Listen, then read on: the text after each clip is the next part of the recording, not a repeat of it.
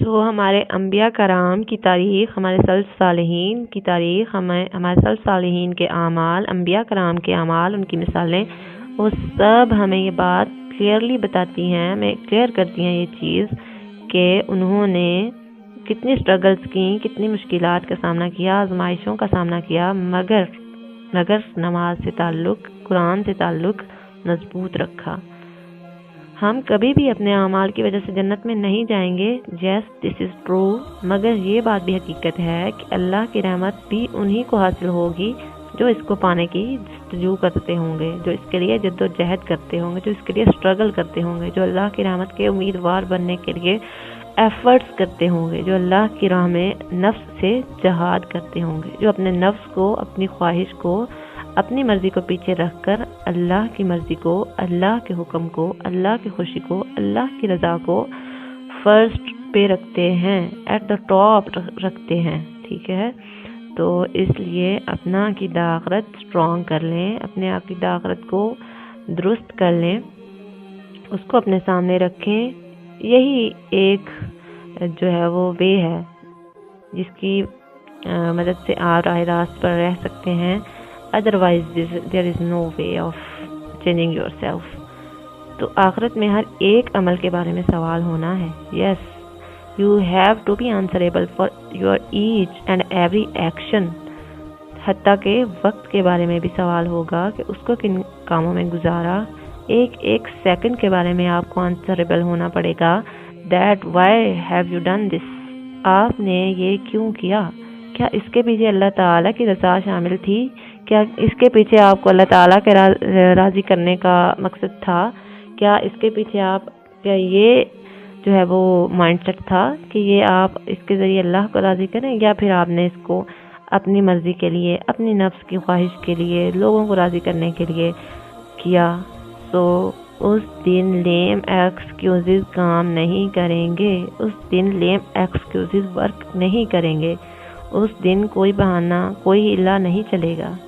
اور اعمال میں سب سے پہلے جس چیز کا حساب دینا ہے وہ نماز ہے، ٹھیک ہے؟ This is not I am seeing this, حضور پاک صلی اللہ علیہ وآلہ وسلم نے فرمایا کہ قیامت کے دن سب سے پہلے نماز کا حساب لیا جائے گا۔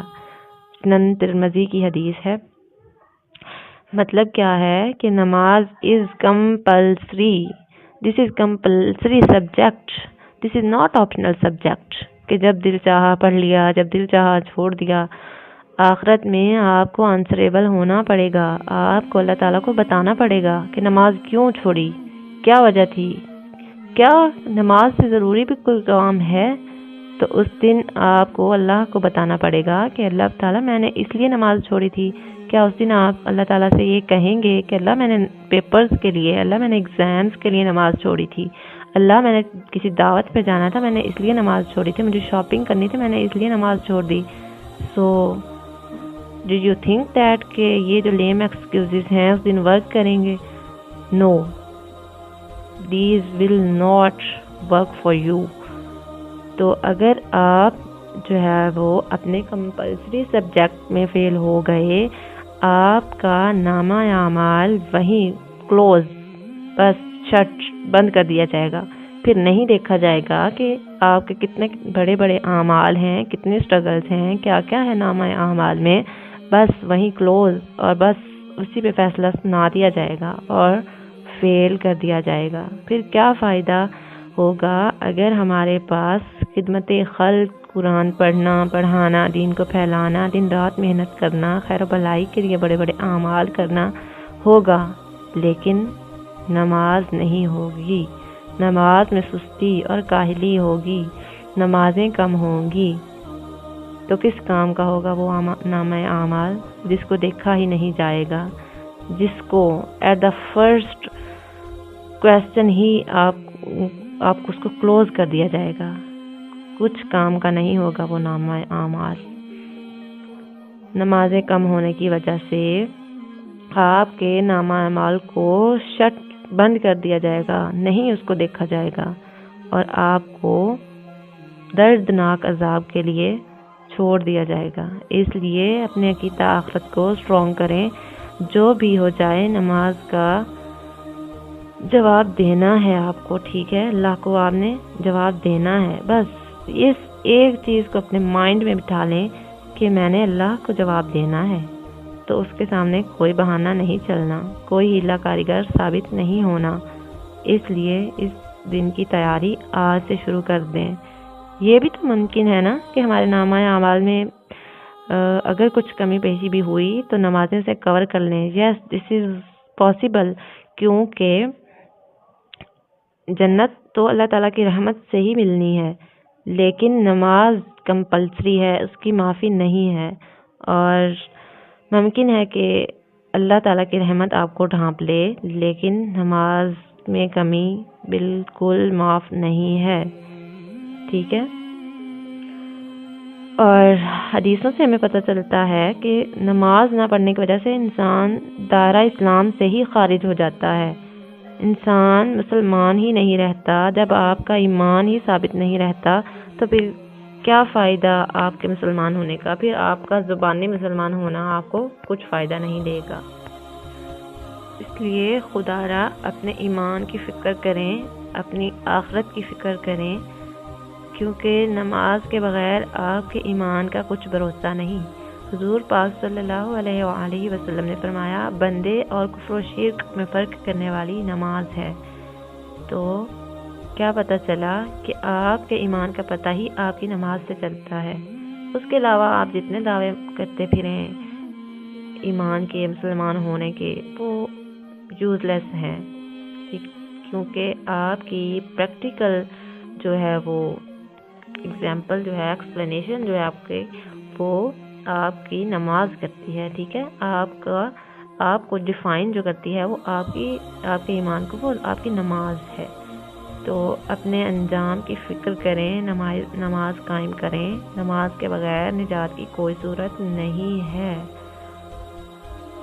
The third thing that can trigger you to be consistent in prayer is خوف خدا، اللہ تعالیٰ کا خوف. جب دل میں عذاب الہی کا خوف ہوگا اور تو آپ کے لیے نماز میں آنا مشکل نہیں ہوگا. آپ کے لیے جتنا جو ہے وہ آپ کے اندر خوف خدا بڑھتا چلا جائے گا، آپ کے اعمال میں اتنا ہی نکھار آتا چلے جائے گا. پھر آپ ہر وقت کانشیس رہیں گے کہ کہیں کوئی عمل اللہ کے غضب کو دعوت نہ دے دے. ہم اس بات کی تو بہت فکر کرتے ہیں کہ لوگ کیا کہیں گے، مگر کیا کبھی ہم نے سوچا کہ میرا رب کیا کہے گا؟ So think about it. اپنی لائف کا سینٹر جو ہے وہ اس چیز کو بنائیں کہ میرا رب کیا کہے گا. اپنی سوچ کی ڈائریکشن بدلیں اور اس کی ڈائریکشن درست کریں. انشاءاللہ تعالی دنیا و آخرت کی کامیابیاں آپ کا مقدر بنیں گی اور نماز آپ کے لیے آسان ہو جائے گی. سو یہ ہمارا لیکچر تھا. تو نیکسٹ لیکچر میں ہم سیکھیں گے نماز کی اہمیت کیا ہے اور نماز میں آنے والے بیریئرز کون کون سے ہیں اور ان کا پھر سلوشن دیکھیں گے کہ انشاءاللہ ان بیریئرز کو کیسے جو ہے وہ عبور کرنا ہے، ان بیریئرز کو کیسے بریک کرنا ہے اور کیسے نماز میں کنسسٹنٹ ہونا ہے. اور آپ نے ہمارے ساتھ جڑے رہنا ہے، ٹھیک ہے. لیکچرز کو دھیان سے سننا ہے، ان پہ عمل کرنا ہے اور دوسرے لوگوں کو بھی اس کی دعوت دینی ہے. ربنا تقبل منا انك انت السميع العليم. سبحان